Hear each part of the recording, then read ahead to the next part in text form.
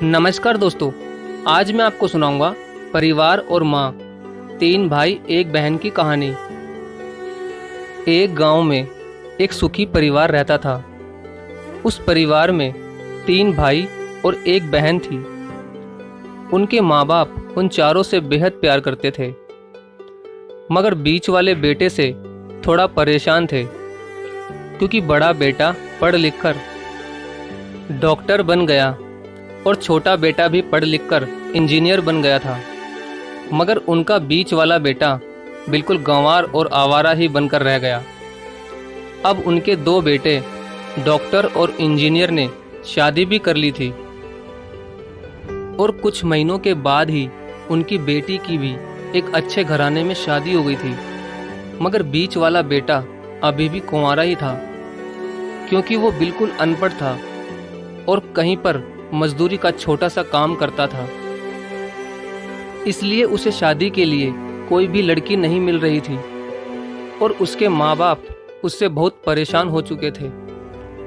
अब जब भी उसकी बहन अपने मायके आती तो पहले वो अपने डॉक्टर और इंजीनियर भाइयों से मिलती थी, मगर बीच वाले भाई से वो बहुत कम मिलती थी, क्योंकि वो उसे ज़्यादा पैसे नहीं दे पाता था। लेकिन फिर भी वो अपनी बहन से बहुत प्यार करता था। अब उनके पिताजी की बीच वाले बेटे की शादी किए बिना ही मृत्यु हो गई। उनकी माँ ने सोचा कहीं अब किसी के मुंह से बंटवारे की बात ना निकले, इसलिए अपने ही गांव की एक सीधी सादी लड़की से अपने गंवार लड़के की शादी करवा दी। शादी होते ही ना जाने क्या हुआ। अब उसका अनपढ़ बेटा पूरा मन लगाकर काम करने लगा और पहले से कहीं ज़्यादा मेहनत भी करने लगा। अब तो उसे कोई भी दोस्त बुलाने आता तो वो उसे यही कहता था कि भाई, पहले तो मैं जैसे तैसे अकेला कमाकर खा लेता था, मगर अब मेरी शादी हो गई तो मुझे अपनी पत्नी के लिए भी कमाना पड़ता है और कल को आने वाले बच्चों के लिए भी तो कुछ जोड़ना ही पड़ेगा। इसलिए दोस्त, अब मैं तेरे साथ नहीं घूम सकता। ये कहकर उसका गंवार लड़का सीधा अपने काम पर निकल जाता है। अब उसके दोनों भाई डॉक्टर और इंजीनियर आपस में ये बात करते हैं कि हम दोनों तो उस गंवार से कहीं ज़्यादा पैसे कमाते हैं, इसलिए हम सब घर और ज़मीन का बंटवारा कर लेते हैं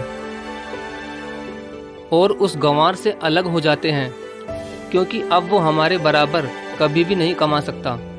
इसलिए उन दोनों भाइयों ने अपनी माँ के लाख मना करने के बावजूद भी बंटवारे की तारीख तय कर दी और उन्होंने अपनी बहन को भी बुलवा लिया और अपने गंवार भाई से भी कह दिया कि आज तुम अपने काम पर मत जाना, क्योंकि हम सब आज घर और ज़मीन का बंटवारा करेंगे। उसी वक्त उसकी बहन भी आ जाती है।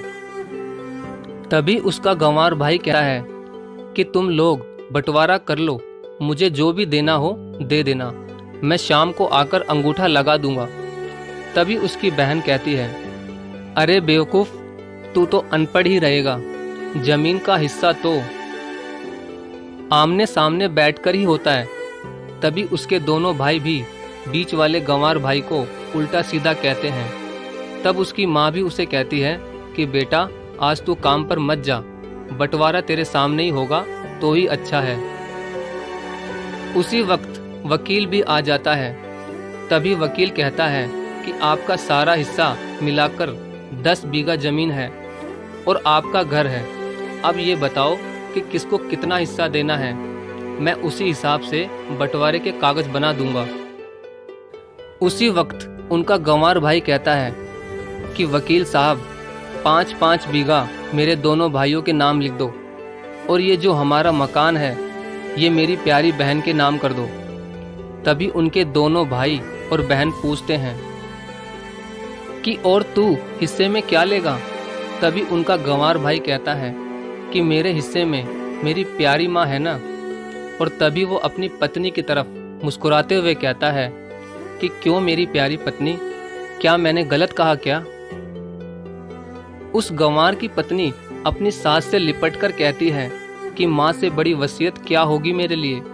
और उसी वक्त उसका गंवार पति भी अपनी माँ से लिपट जाता है। गंवार बेटे बहू के इसी प्यार ने जमीन जायदाद के बंटवारे को एक सन्नाटे में बदल दिया। तभी बहन अपने गंवार भाई के गले लगकर रोते हुए कहती है कि माफ़ कर दो भैया, मैं आपको समझ नहीं सकी।